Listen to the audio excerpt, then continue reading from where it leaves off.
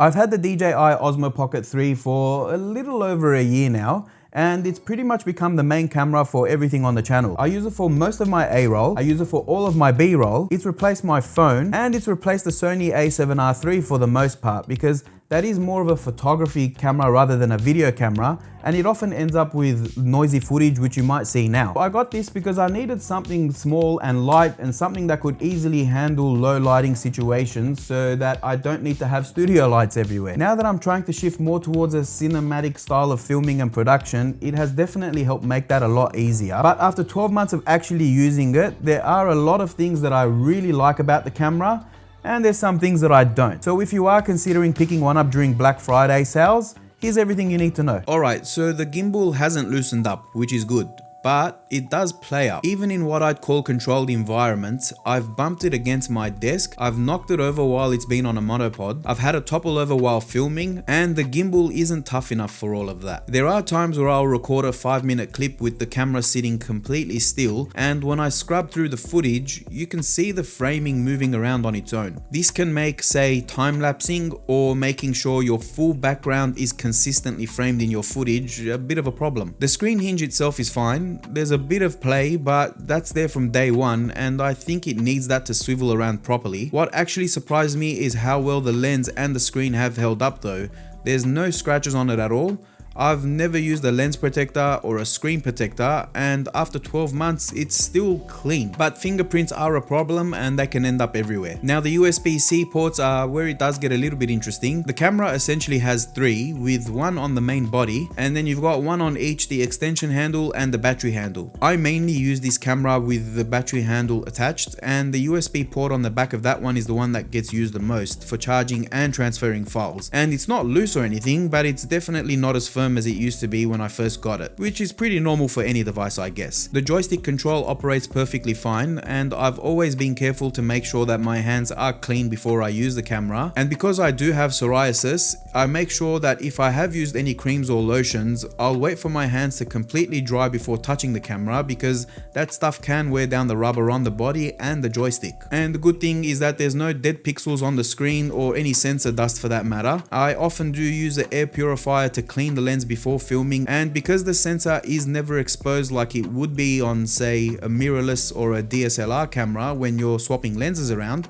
it stays pretty clean. Physically, the camera has held up pretty well, but the battery is a different story. Battery life has definitely gotten worse over the last year. In fact, when I first got the camera, I was able to get a good 3 hours out of it before I needed to recharge the body battery and the battery handle. But now I'll get 2 to max 3 hours of use out of it before I need to recharge both. The other thing is that overheating also eats into the battery life as well. When I have the Hollyland Lark M2S receiver plugged in, that also drains battery a lot faster because it's basically being powered by the on-body battery or the battery handle. And if I try to keep it plugged in and charged while recording, one of 2 things will happen. If I'm recording the A-roll with the microphone and you plug the power into the Hollyland receiver's pass-through, the microphone stops working. And the second thing that can happen is if you're trying to keep it charged up while recording, the device eventually starts to overheat, and it will stop your recording midway through, which you might hear from the sound that it makes. But let's say you're working on your car, or let's say you've got music playing, or you're cleaning your home, or you're mowing the lawns, or you're doing something to record yourself to upload, to your channel or to your socials. You may not hear the audio tone that it makes when it stops recording. So for all you know, you've got good footage going, but it stopped halfway through. Now, the stabilization is solid for the most part when you're walking around. You do still get some up and down movement, but it's manageable. I do use this a lot for panning B-roll shots, and that's where I still get issues. There are times where I get up and down jitters in the footage that the gimbal just doesn't compensate for, even when I think I'm being smooth with it. Autofocus works perfectly fine, but the intelligence of it is a little bit of a hit and miss. When I'm sometimes trying to get over the shoulder shots of what I'm doing on my monitor or my laptop, the autofocus will lock onto my head or my shoulders instead of the screen. But I guess that's more of a user error though, because in those cases, you should be using single focus mode in Pro settings and click on screen what you want in constant focus so the autofocus doesn't jump around. For example, when I was filming my MX Master 4 review recently, I had it set to autofocus, and when I was panning shots of the mouse, it'll focus on items on my desk in the background until the mouse was dead center in the frame. Then it would snap to the mouse and hold focus for the rest of the pan. But overheating is the main issue here. When I'm recording for longer periods, and by that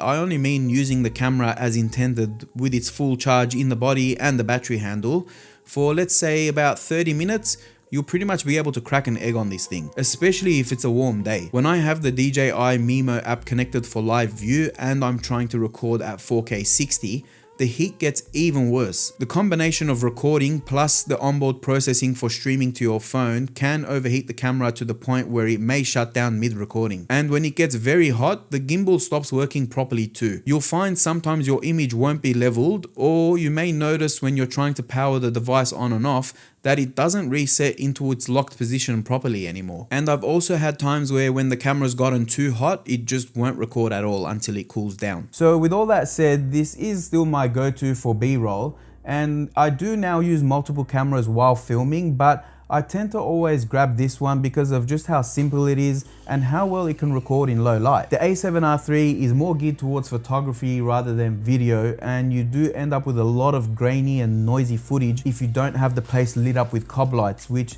is really not the overly bright look that I'm going for anymore. Now I'm gonna go over a few things I wish I knew about the camera, starting with the mic, which is probably the biggest letdown for me. I have the Creator Combo, which includes the DJI Mic 2, and in my opinion, it sounds terrible and washed out. I even contacted DJI and sent the mic back to them, but they seem to think it's got no problem. However, I can clearly hear a difference between my mic and other people who make videos with the same setup. So I've stopped using it altogether, and instead I now use the Hollyland Lark M2S because the quality is just better, even though the receiver drains the camera's battery a lot faster. And when it comes to panning shots, you need to be more careful than you'd think. The gimbal doesn't compensate for up and down movements while you're panning left and right, so you need to move slower and keep your arms steady. If you're moving your arms up and down even slightly while panning, you will end up getting jitter in your footage, which you won't notice on the small screen on the camera body, but when you're editing your video in post, it will stand out. Now you can try to stabilize some of this footage, but you might end up with warped edges. The Osmo Pocket 3 records all of your footage to an SD card, which is super hard to get out. I always need to either use a pen or something thin to eject it because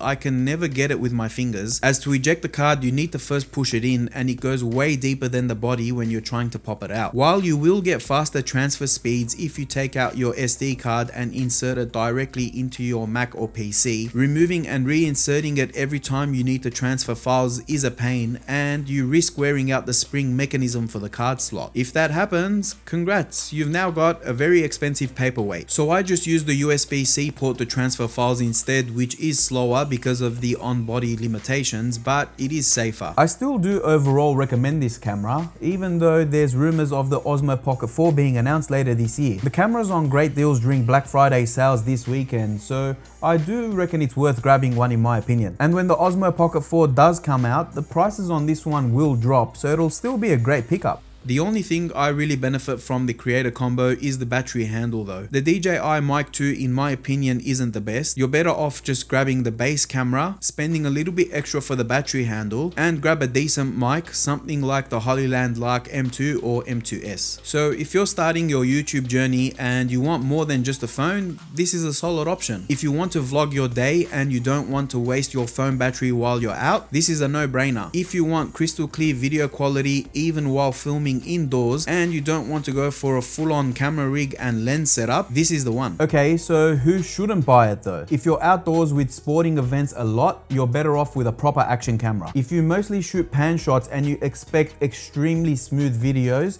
you're better off getting a camera slider with it as well, because the gimbal doesn't compensate for slight hand jitters. Look, I've got no immediate plans to upgrade to the Pocket 4 unless it has a major hardware upgrade and a feature that will be life-changing or make my workflow more efficient. Then sure, I'll consider it. But it would need to have a much better battery life. It'll need to definitely have much better heat management, better Y-axis stabilization to eliminate those up and down jitters when panning, and I'd also like to see a separate telephoto lens. But I'd still keep the Pocket 3 as a backup though, I wouldn't sell it. When filming cinematic videos, which I mentioned earlier is the type of content I'm trying to move towards, having multiple cameras makes it more efficient when filming instead of having to stop midway and move your camera around. Anyway, that's been my experience with the DJI Osmo Pocket 3 for just after over a year. Let me know in the comments if you're thinking about grabbing one or if you're going to wait for the Osmo Pocket 4. Don't forget to drop a like and subscribe to the channel for more upcoming tech content from someone who actually uses the products for more than just a day. Thank you very much for watching everyone, and I'll catch you in the next one.